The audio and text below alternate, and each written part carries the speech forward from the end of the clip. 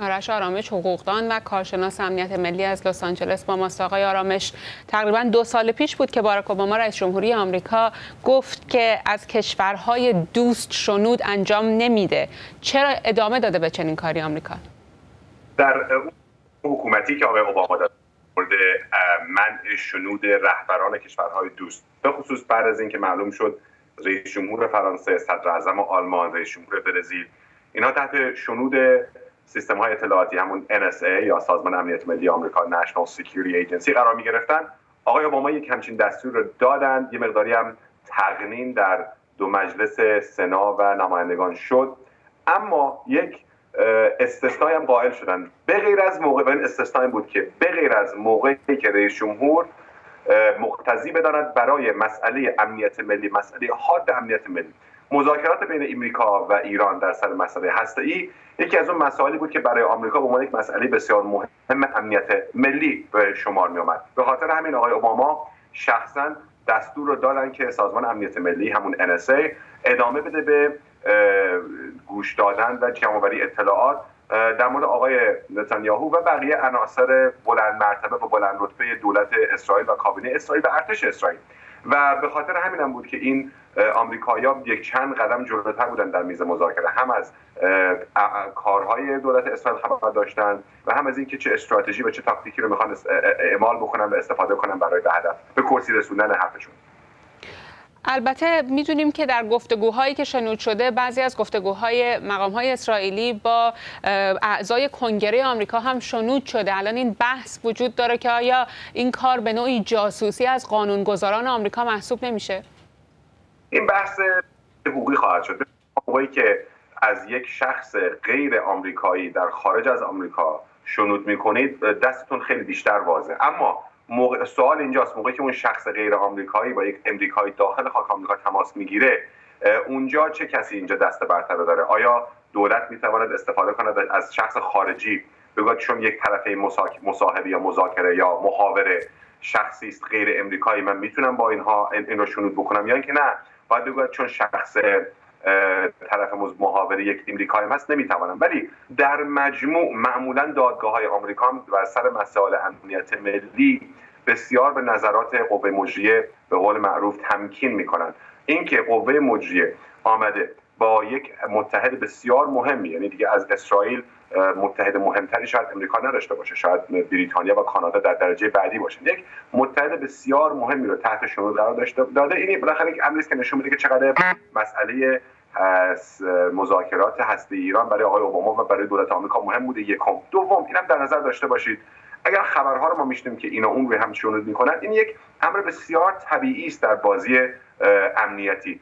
از دشمن که بر روی دشمن جاسوسی میکند فبها، دوستان هم روی دوستان دشمنی میکنن، جاسوسی میکنن. و این جاسوسی فقط امنیتی نیست، جاسوسی امنیتی است، جاسوسی سیاسی است و به خصوص جاسوسی تجاری است که سر میز مذاکره بتوانند به افراد تیم خودشون به قول معروف اطلاعاتی رو بدن که دست برتر رو در این مذاکرات داشته باشن. به خاطر این فکر نکنید که فقط آمریکا این کارو میکنه، این سالهای سال بوده، همه میکنن، هم بر دوست هم بر دشمن.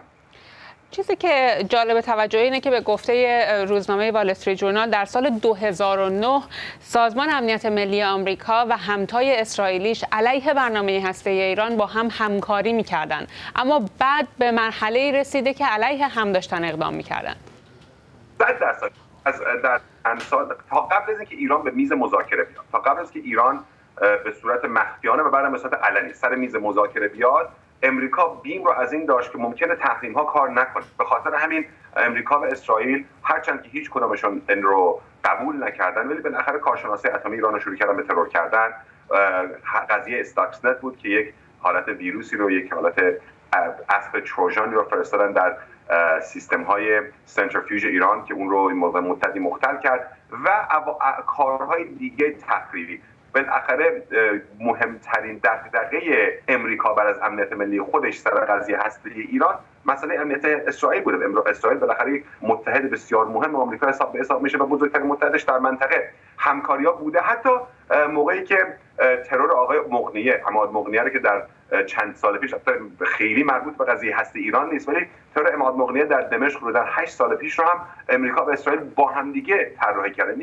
بین دو تا سیستم اطلاعاتی امریکا و اسرائیل همکاری بسیار بسیار نزدیکی وجود داره، اما این دلیل بر این نیست که گهگاهی هم دوست با دوست بالاخره رقابت بکنن. همین 2 هفته پیش بود که آقای جاناتان پولارد یک مأمور اطلاعات امنیتی نیروی دریایی آمریکا بود که بودن 30 سال پیش به حبس ابد محکوم شد به خاطر اینکه ایشون برای اسرائیل جاسوسی کرد و امریکا فهمید و ایشون رو به حبس ابد محکوم کرد و حدوداً بعد از 30 سال در زندان ایشون آزاد شد حدوداً 2 هفته پیش. یعنی می‌بینید که اسرائیل هم این کارو کرده، آمریکا هم میکنه، همونطور که عرض کردم همه این کارو میکنن. فقط فرقش اینه که آمریکا به خاطر اون قدرت برتر تکنولوژی که داره و قدرت برتر امنیتی اطلاعاتی که داره این کارو خیلی بیشتر و در سطح گسترده‌تری انجام میده، ولی بالاخره همونطور که عرض کردم همه این کارو هم به دوست و هم به دشمن میکنه. فکر میکنید این آخرین فصل جاسوسی آمریکا از اسرائیل میتونه تأثیری بر روابط نچندان دوستانه آقای اوباما و نتانیاهو داشته باشه؟ همونطور که روابط آمریکا و اسرائیل به صورت ساختاری و تاریخی روابطی بسیار قوی است، اما روابط آقای اوباما و نتانیاهو بسیار رابطه، اگر نخواهیم بگیم رابطه بدی بوده، میتونیم بگیم که رابطه خوشنود و خوبی هم نبوده. اشتباهی به نظر من اشتباه استراتژیکی که آقای نتانیاهو کرد، هرچند که یکی دو تا برد کوچیک تاکتیکی داشت، ولی اشتباه استراتژیکی آقای نتانیاهو کرد بود که در انتخابات سال 2012 عملاً نشون اومد موضع گرفت از آقای رامنی حمایت کرد، به خاطر اینکه همیشه در امریکا کشور اسرائیل یک حمایت تقریباً از هر دو حزب داشت، یعنی هم حزب جمهوری خواه هم حزب دموکرات، به خصوص دموکرات ها خیلی از اسرائیل و از دولت اسرائیل حمایت می‌کردن. موقعی که آقای نتانیاهو یک رهبر کشور خارجی میآید و در خودش رو دخیل یک انتخابات داخلی میکنه و بعد هم بدون دعوت رئیس جمهور، فقط با دعوت رهبر جمهوری خواه کنگره میاد سخنرانی میکنه و کارهای دیگه، این اشتباه استراتژیک آقای نتانیاهو این بود که عملاً یک بخشی رو از حزب خاصی رو به خودش از خودش برگردوند و شوران.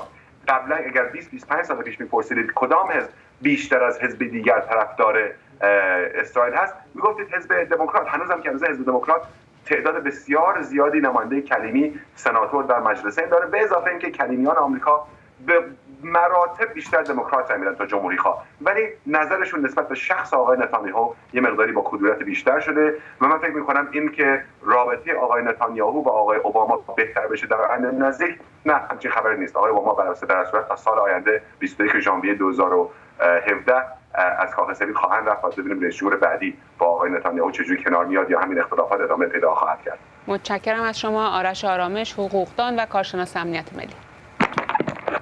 نیروهای ائتلاف به رهبری آمریکا در عراق تایید کردند که حدود 400 نفر از نیروهای داعش همچنان در بخش‌هایی از اطراف شهر رمادی مقاومت می‌کنند. حدود 300 نیروی داعش هم در فلوجه در شرق رمادی موضع گرفتند.